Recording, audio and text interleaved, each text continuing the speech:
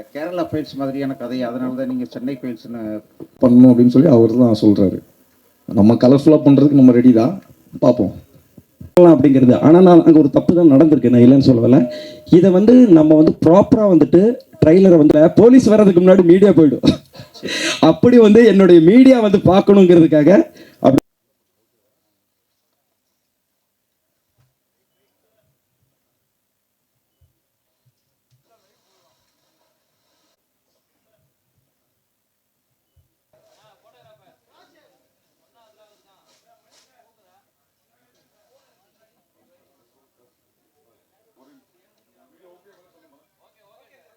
First இந்த படத்தில் எனக்கு வாய்ப்பு கொடுத்த மகேஷ் சாருக்கும் சாண்டி சாருக்கும் என்னோட நன்றியை தெரிவிச்சுக்கிறேன். சென்னை ஃபைல்ஸ் முதல் பக்கம். இந்த படத்தில் வந்து நான் நடித்தா கரெக்டாக இருக்கும் அப்படின்னு டிசைட் பண்ண அஷ்ரஃபுக்கு என்னோட நன்றியை தெரிவிச்சுக்கிறேன். அவரோட ஷார்ட் ஃபிலிம் பார்த்தேன், பார்க்கும்போதே ஒரு கான்ஃபிடன்ஸ் இருந்தது. ஓகே, இந்த ஆள் கரெக்டாக படம் மேக் பண்ணுவார், குவாலிட்டியாக எடுப்பார் அப்படின்ற ஒரு நம்பிக்கை இருந்தது. அதே மாதிரி சொன்ன நம்பர் ஆஃப் டேஸில் கரெக்டாக ஷூட்டிங் முடிச்சு கொடுத்தாரு. ஸோ ரொம்ப நாளைக்கு அப்புறம் ஒரு இன்டென்ஸான ஒரு க்ரைம் த்ரில்லர் படம் பண்ணியிருக்கோம்.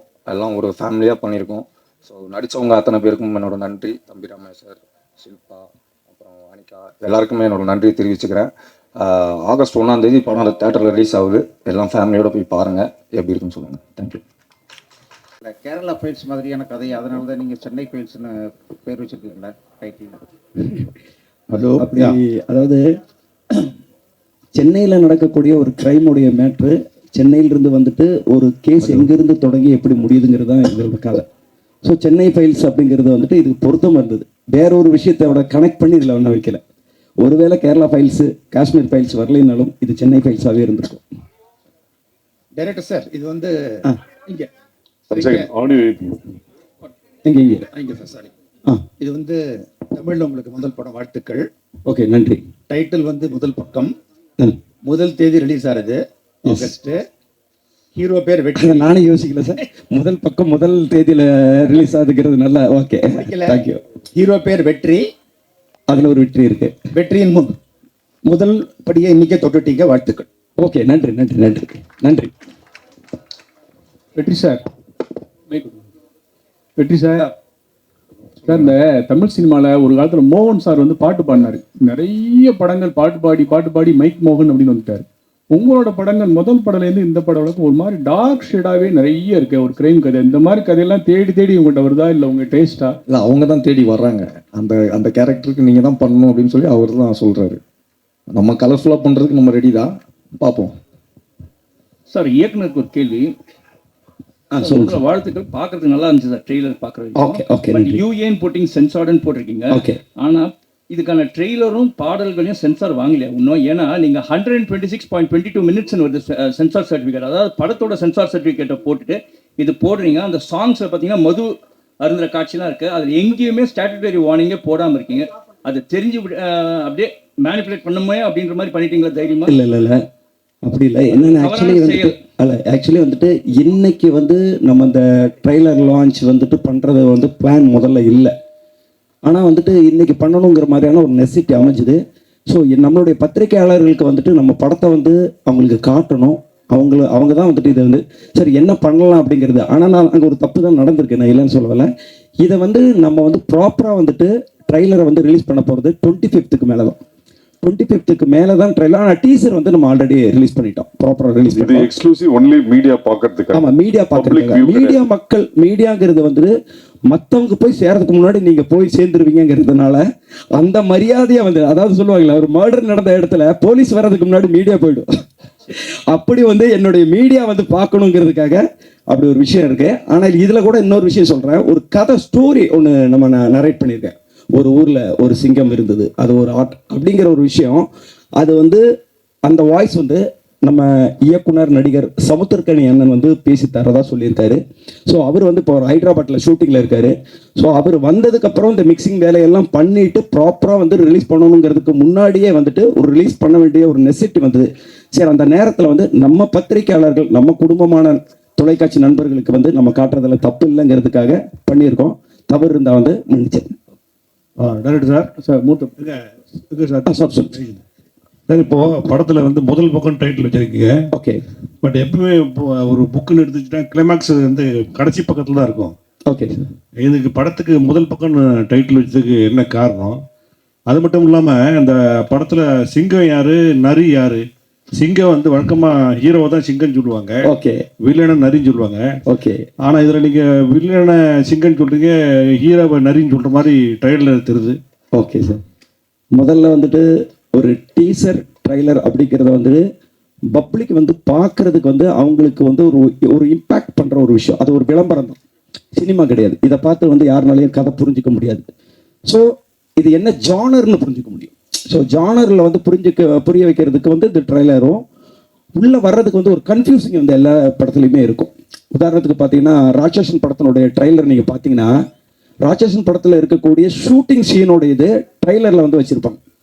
படத்திலேயே வந்துட்டு ஒரு ஷூட்டிங் சீன் ஒருத்தனை வந்து கொலை பண்ணுற மாதிரி ஒரு ரத்தத்தோலை இருக்கிற மாதிரி இருக்கும், அது ட்ரெய்லரில் வச்சுருப்பாங்க.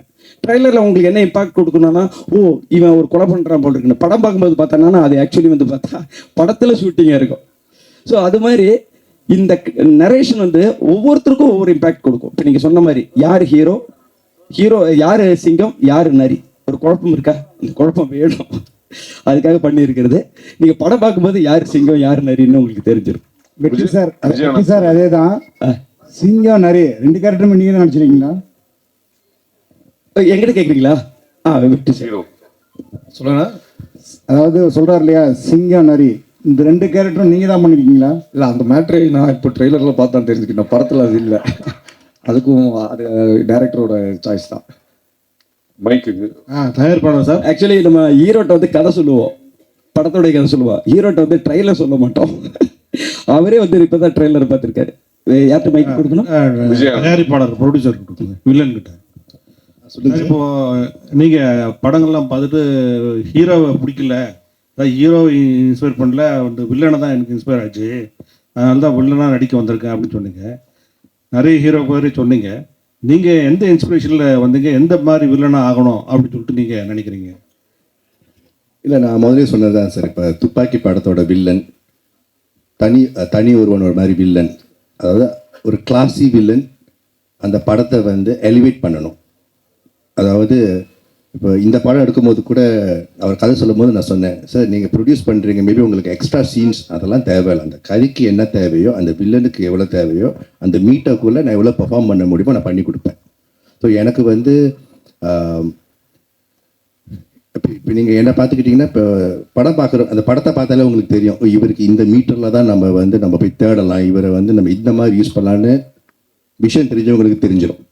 ஸோ அந்த மாதிரி வரும்போது தெரிஞ்சிடும் எனக்கு. அந்த டைரக்டர் இதுக்கு மேலே எனக்கு ஆப்பர்ச்சுனிட்டிலாம் வந்து கதை வந்துச்சுன்னா எனக்கு சூஸ் பண்ணும்போது தெரியும், என்னால் முடியுமா முடியாதான்னு எனக்கு தெரிஞ்சிடும். அவங்களுக்கும் தெரியும் என்ன கேட்கணும்னு தெரியும். பார்க்கலாமே எப்படி போகுதுன்னு.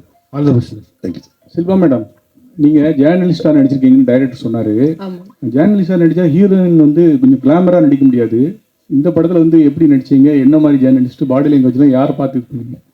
உங்களை பார்த்து தான் கத்துக்கிட்டேன். பேர் தான் மீனாட்சி சுந்தரம் பேரு, ஆனா அவர் வந்து மீனாட்சி சுந்தரத்துல மீனாட்சி இருக்கிறதுனால மீனாட்சி இன்ஸ்பயர் ஆகி பண்ணுங்க. டைரக்டர் சார் சொல்லுங்க சார். வில்லனையே முகத்தையே காமிக்கல ஒன்று. அப்புறம் வெற்றி சார் எப்போ டி ராஜேந்திரன் மாதிரியே தாடி வச்சு நடிக்கிறீங்க, எப்போ இல்லாமல் நடிப்பீங்களா? ஒருவேளை இந்த படத்துக்கு வரும்போது அவர் தாடி இல்லாமல் வந்திருந்தா கூட நான் தாடி வளர்த்த சொல்லி இருந்திருப்பேன். ஏன்னா இந்த கதைக்கு வந்துட்டு தாடி வளர்த்துன ஒரு கேரக்டர் தான் எனக்கு தேவைப்படுது. அது ஆல்ரெடி அவர் தாடியோடய முன்னாடி நடிச்சிட்டு இருந்தாரு. ஸோ இந்த கதைக்கும் அது தேவைப்பட்டதுனால அப்படின்னு. வில்லனை ஏன் வந்து முகத்தையே காட்டலைன்னா, அவரை வந்து ஒரு ஃபுல் மூவியாக வர்ற நேரத்தில் அவரை பார்த்தா நல்லா இருக்கும்னு நான் எதிர்பார்க்குறேன். ஏன்னா என்னதான் இருந்தாலும் அவர் வந்து தயாரிப்பாளர் இருந்தாலும் இந்த படத்தில் வந்து ஒரு அறிமுக நாயகன். அந்த அறிமுக நாயகனை ஒரு சின்ன ஷார்ட் டைமில் வந்து நம்ம காட்ட வேணாம், பிக் டைமில் காட்டுவோம் அப்படிங்கிறதுக்காக அவரை நான் வந்து ஹைட் பண்ணி வச்சிருக்கேன். சார், ப்ரொடியூசருக்கு படம் முடிச்சிட்டீங்க, ஆனாலும் கிட்டத்தட்ட ஒரு 2 years கிட்ட உட்காந்து எடிட்டே பண்ணிட்டு இருக்கோம் அப்படின்னு சொன்னீங்க. நீங்கள் 1 year why took so much time? நீங்கள் எக்ஸிக்யூஷன் பண்ணீங்க, அதுக்கு கூட ஷார்ட் ஃபிலிம்லாம் எடுத்து பார்த்துட்டீங்க, படமும் முடிஞ்சிருச்சு. Then why you took 1 year to edit? நாங்கள் அந்த டயத்துக்கு வெயிட் பண்ணினோன்றது வேற, but still I was sizzling the படம்ன்றதுக்கான ரீசன் இல்லை. ஏன்னா அந்த ஒரு டைமில் சார், அந்த 1 year இருக்குல்ல, எடிட் பண்ணுறது ஒரு பக்கம். அந்த டைமில் வந்து மார்க்கெட்டில் பார்த்தீங்கன்னா புது படம் எல்லாமே வெளியே வரல, எல்லாம் பழைய படமாகவே ரிலீஸ் பண்ணிட்டு இருந்தாங்க. கர்ணன், கில்லி இதெல்லாம் திருப்பி வந்துகிட்டு இருந்துச்சு. ஸோ ஒரு டைம் இருந்துச்சு, அந்த டைம் சரியாக இருக்கணும் இல்லையா? அந்த மார்க்கெட்டிங்னு ஒரு டைம் இருக்குது. ஸோ அந்த ஒரு டைம் வந்து மஞ்சுபல் பாய்ஸ்லாம் ஓடிக்கிட்டு இருந்துச்சு. So I say let's wait, அந்த ஒரு டைம் வரட்டும் கரெக்டாக. பட் வில் ஜஸ்ட் கீப், ஏன்னா ஒரு க்ரைம் த்ரில்லரை எடிட் பண்ணுறது இருக்குல்ல, நாட் அ ஈஸி ஜாப். அந்த கரெக்டாக அந்த மீட்டரில் உட்காரணும், ரைட்? அப்புறம் பாட்டு இருக்குது, அந்த பாட்டை நம்ம திருப்பி இது பண்ணோம். அந்த பாட்டை வந்து மாஸ்டரிங் கூட நம்ம லண்டனில் கூட கொண்டு செஞ்சுட்டு வந்தோம். அந்த குவாலிட்டியை கொண்டு வருவோம், கரெக்டான டைமில் கொண்டு போவோம். ஏன்னா படம் வந்து 4 கோடியோ 5 கோடியோ அதை நம்ம கரெக்டாக மார்க்கெட்டிங் பண்ணணும். பிகாஸ் நான் வந்து பிஸ்னஸ் மேன். அது டைம் எடுத்துக்கிட்டாலும் கரெக்டாக மார்க்கெட்டிங் கரெக்டாக இருக்கணும், கரெக்டான டைமில் வரணும். ஸோ நாங்கள் படத்தை ரிலீஸ் பண்ணலான்னு பிளான் பண்ணது லாஸ்ட் இயர் நவம்பர்.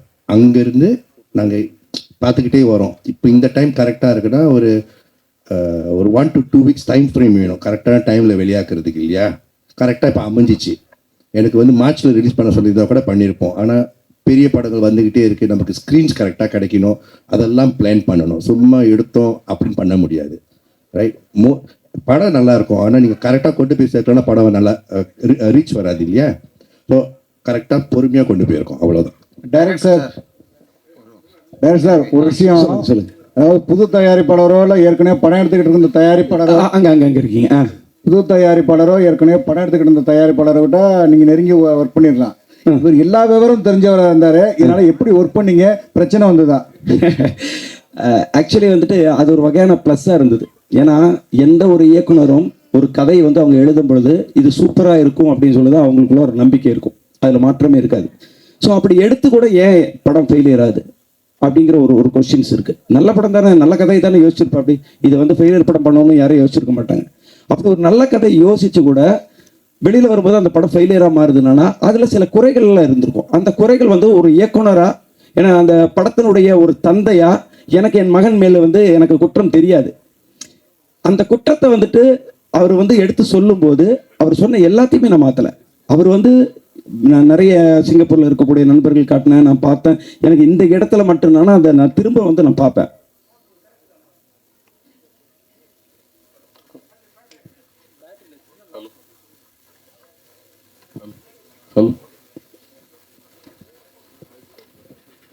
ஸோ அப்படி வந்துட்டு அவர் சொன்ன கரெக்ஷன் வந்து எனக்கு இதுக்கு பெரிய சப்போர்ட்டிங்காக தான் இருந்தது. அவர் என்னடா எல்லாத்தையுமே கேள்வி கேட்டிருக்காரு, எல்லாத்தையுமே சொல்லிட்டு இருக்காரு அப்படின்னு நான் ஃபீல் பண்ணல. அது ஒரு வெற்றி படமாக அமையிறதுக்காக சொல்லக்கூடிய ஒரு விஷயத்த நம்ம ஏற்றுக்கணுங்கிற அந்த மனநிலையோட அதை நான் பண்ணதுக்கு அப்புறம் வந்து எனக்கு அந்த சேஞ்சஸ் தெரிஞ்சுது. ஸோ அவருக்கு வந்து நான் தேங்க்ஸ் தான் சொல்லிக்கிறேன். ஹீரோ சார் சொல்லுங்க சார். இல்லை 1980 பார்த்தீங்கன்னா டைரக்டர் உங்களுக்கு தான்? எனக்கு தான். இங்கே ஓகே. 1980 எல்லாம் பார்த்தீங்கன்னா அறிமுக இயக்குனர்கள் எல்லாருமே லவ் ஸ்டோரியை தான் ஃபர்ஸ்ட் படமாக எடுப்பாங்க. ஆனால் இப்போ வர எல்லா அறிமுக இயக்குனர்களும் இதே மாதிரி வெட்டு குத்துக்குள்ள சஸ்பென்ஸ் த்ரில்லராகவே எடுக்கிறீங்களே, என்ன காரணம்? அதாவது வந்து அந்தந்த சீசனில் அதாவது வரும். மாம்பழ சீசனில் மாம்பழம் தான் வரும், வாட்டர்மெலன் சீசனில் வாட்டர்மெலன் தான் வருகிற மாதிரி சினிமாவும் வந்து ஒரு சீசன் தான். அதை நம்ம புரிஞ்சுக்கணும். என்கிட்ட வந்து அப்போ லவ் கதை இல்லையா, என்கிட்ட வேற கதை இல்லையான்னு கேட்டாங்கன்னா ஒவ்வொரு இயக்குனராக வரும்போது அவங்கள்ட்ட கிட்டத்தட்ட ஒரு 10 கதை இருக்கும். அந்த 10 கதையில் முதல் கதை எது படமாக்கப்பட போகுதுங்கிறது அந்த இயக்குனருக்கே தெரியாது. நம்ம வந்து ஒரு ப்ரொடக்ஷன் கம்பெனியில் வந்து கதை சொல்ல போகும்போது அவங்க சொல்லுவாங்க, உங்கள்கிட்ட இந்த மாதிரியான ஜானரில் கதை இருக்கான்னு கேட்பாங்க. ஏன்னா வந்து அந்த டைமில் வந்து பார்த்தோன்னா லவ் படமாக ஓடிட்டு இருக்கும். நான் வேற ஒரு கதை சொல்ல போனேன்னா லவ் கதை வச்சிருக்கீங்களான்னு கேட்பாங்க. அப்போ நான் லவ் கதை தான் சொல்லுவேன், சொல்லி அது படமாக்கப்படும். அடுத்தது நான் லவ் கதை சொல்லலான்னு போகும்போது வந்து பார்த்தேன்னா அப்படியே வந்து எல்லா சஸ்பென்ஸு த்ரில்லரு கிரைம் இப்படி ஓடுதும்பாங்க. அப்போ அந்த நேரத்தில் நம்மள்ட்ட கேட்பாங்க கிரைம் கதை வச்சிருக்கேன். ஸோ எதை கேட்டாலும் சொல்ல வேண்டுங்கிற தயார் நிலையில் ஒரு இயக்குனர் இருந்தால் மட்டும்தான் அவன் இயக்குனர் ஆக முடியும். ஸோ இந்த சீசனில் நான் இது பண்ணியிருக்கேன். இந்த முதல் பக்கத்தை தவிர அடுத்த பக்கங்கள் வரும்போது நீங்கள் கேட்ட கேள்விக்கான ஆன்சர் மாறும். சார் படத்தை இவ்வளோ லேட்டாக ரிலீஸ் பண்ணணும்னு நீங்கள் கரெக்ட் டயத்தை பார்த்து தான் ரிலீஸ் பண்ணு பார்த்தீங்க. ஆனால் இப்போ வாரத்துக்கு 10 படம் ரிலீஸ் ஆகிட்டுருக்கு. உங்கள் படம் 1ஆம் தேதி கிட்டத்தட்ட 7 படம் 8 படம் வருது, 12 படம் வருது. இதை எப்படி நீங்கள் சமாளிப்பீங்க சார்? மற்ற படத்தை பற்றி நான் கவலைப்பட போகிறது கிடையாது. எனக்கு என் படம் எவ்வளோ ரீச் போயிருக்கு அதுதான் எனக்கு தெரிஞ்சு. இங்கே இருக்கிறவங்க போஸ்டரை பார்த்து எனக்கு மெசேஜ் அனுப்புகிறாங்க. சிங்கப்பூர் மலேசியாவில் இருக்கிறவங்களுக்கு நியூஸ் தெரியும் இந்த மாதிரி படம் August 1 வருதுன்னு. எண்ட் ஆஃப் தி டே நம்ம 10 படம் வருதோ 100 படம் வருதோ ஃபர்ஸ்ட் ஷோலேயே தெரிஞ்சு போயிடும் இந்த படம் தேருமா தேராதான்னு தெரிஞ்சு போயிடும். நல்லா இருந்தால் பார்க்க போகிறாங்க. இல்லாட்டி நீங்கள் எவ்வளோ மார்க்கெட்டிங் நீங்கள் வந்து ஏரோப்ளேனில் பேனர் விட்டாலும் படம் ஊற்றிக்கிச்சுன்னா ஊற்றிக்கும். கரெக்டாக? ரைட்டா? ஸோ எனக்கு தெரியும் ஃபர்ஸ்ட் ஷோ பார்த்துட்டு படம் நல்லா இருக்குன்னு சொல்லுவாங்கன்னு தெரியும். ஸோ நல்லா இருக்கிற படத்தை பார்க்க போகிறீங்க, இல்லைன்னா அதுவாக போய்க்கும். சரி, கவலை இல்லை. ஹீரோ சார், சார் உங்களுடைய முதல் படத்துக்கும் இரண்டாவது படத்துக்கும் அதிக இடைவெளி இருந்துச்சு, அது எல்லாருக்குமே தெரியும். ஆனால் இப்போ சமீப காலமாக பார்த்தீங்கன்னா நீங்கள் வெள்ளிக்கிழமை நாயகனாக வந்துட்டு இருக்கீங்க. வாரத்தில் ஒரு வாரம் விட்டு ஒரு வாரம் உங்கள் படம் ரிலீஸ் ஆகிட்டு இருக்கு. இது எதனால சார்? சீக்கிரம் சதம் அடிக்க முயற்சி பண்ணுறீங்களா? இல்லை, அப்படி இல்லை. அவர் சொல்கிற மாதிரி ஒரு வருஷத்துக்கு முன்னாடி பண்ண படம் இதெல்லாம். நிறைய படம் வந்து ரிலீஸ் பண்ணாமல் வச்சு இப்போ மொத்தமாக லைனாக ரிலீஸ் ஆகுது. அதனால தான் வந்து உங்களுக்கு டக்குன்னு வந்த மாதிரி இருக்குது. இல்லை, இடையில ஜிவி பிரகாஷ் சார் வெள்ளிக்கிழமை நாயகன்னாங்க. இப்போ எல்லாருமே சொல்கிறாங்க சார் நீங்கள் தான் வெள்ளிக்கிழமை நாயகன் சொல்லிட்டு இருக்காங்க. ரொம்ப சந்தோஷம். வெற்றி சார், அதே கன்னிஷா, இன்னைக்கு உள்ள சினிமா வந்து கொஞ்சம் மோசமாக இருக்குது. ஒரு வருஷத்துக்கு 5% 6% படம் தான் ரிலீஸ் ஆகுது. நீங்கள் தெரிஞ்ச ஹீரோ, பிரபல ஹீரோனால நீங்கள் என்னென்ன சவால் சந்திக்கீங்க? டிஜிட்டல் விற்க மாட்டுக்கு, சேட்டலைட் விற்க மாட்டுக்கு, சம்பளம், தேட்டர் ரிலீஸ் பிரச்சனை நிறைய இது. ஹீரோவாக உங்களுக்கு ஏதாவது ஆதங்கம், சவால், இதை மாற்றணும்னு ஏதாவது ஃபீலிங் இருக்கா? இல்லை, அதான் படம் நல்லா போச்சுன்னா அடுத்த படத்துக்கு சம்பளம் ஜாஸ்தியாக வாங்கலாம். அதனால் அவர் சொல்கிற மாதிரி எதுவுமே பிஸ்னஸ் ஆகாமல் தான் இருக்கும். படம் நல்ல கண்டென்ட் கொடுத்தோம்னா அது ஆட்டோமேட்டிக்காக டிஜிட்டலோ சேட்டலைட்டோ எந்த பிஸ்னஸ்னாலும் அது ஆகும். படம் நல்லா இல்லைன்னா அது பிஸ்னஸ் கொஞ்சம் ஸ்டாப் ஆகி தான் இருக்கும். சார், டைரக்டர் சார், சொல்லுங்கள். இந்த படம் ஒரு த்ரில்லர் படம். ட்ரெய்லர் பார்க்குறப்ப தெரியுது. ஹீரோ வெற்றி அண்ட் ஹீரோயின் ஷில்பா மஞ்சுநாத் இவங்களுக்குள்ள கெமிஸ்ட்ரி எப்படி இருந்தது? ஸோ அவங்கள்ட்ட தான் கொஞ்சம் பர்ஃபார்மன்ஸ் எதிர்பார்த்து வருவாங்க. அந்த ரசிகர்களுக்கு என்ன மாதிரியான இதாக இருக்கும்? ஓகே, இந்த கேள்வி ஆக்சுவலி அவங்க 2 பேர்த்திட்டு கேட்டிருக்கணும். பரவாயில்ல, ஒரு இயக்குனராக சொல்கிறேன். யாரோ சொன்னாங்க ரிப்போர்ட்டராக நடிக்கும்போது வந்து கிளாமராக இருக்காது. அப்படி இருக்கும்போது வந்து நீங்கள் எப்படி நடிச்சிங்கன்னா உண்மையாலுமே கிளாமர் கிடையாது. உண்மையாலுமே கிளாமர் இல்லாமல் ஒரு ரிப்போர்ட்டர், அவங்க கரெக்டான ஒரு பதில் சொன்னாங்க. இந்த ரிப்போர்ட்டர் எங்கேருந்து கற்றுக்கிட்டா உங்கள்ட்ட இருந்து கற்றுக்கிட்டாங்கன்னு. அதே மாதிரி தான் படத்தில் அவங்கள தெளிவான ஒரு ரிப்போர்ட்டராக மட்டும்தான் காட்டியிருக்காங்க. டக்குன்னு 2 பேர் வந்து பார்த்தாங்க, கண்ணும் பார்த்தது, காதல் பாட்டு போனதுங்கிறது என் படத்தில் இல்லை. ஆனால் அவங்களுக்கான ரோலில் 2 பேரும் எப்படி ட்ராவல் பண்ணணுமோ அதை நான் கரெக்டாக காட்டியிருக்கிறேன். அந்த ட்ராவலில் அவங்களோட கெமிஸ்ட்ரி வந்து கரெக்டாக இருந்தது.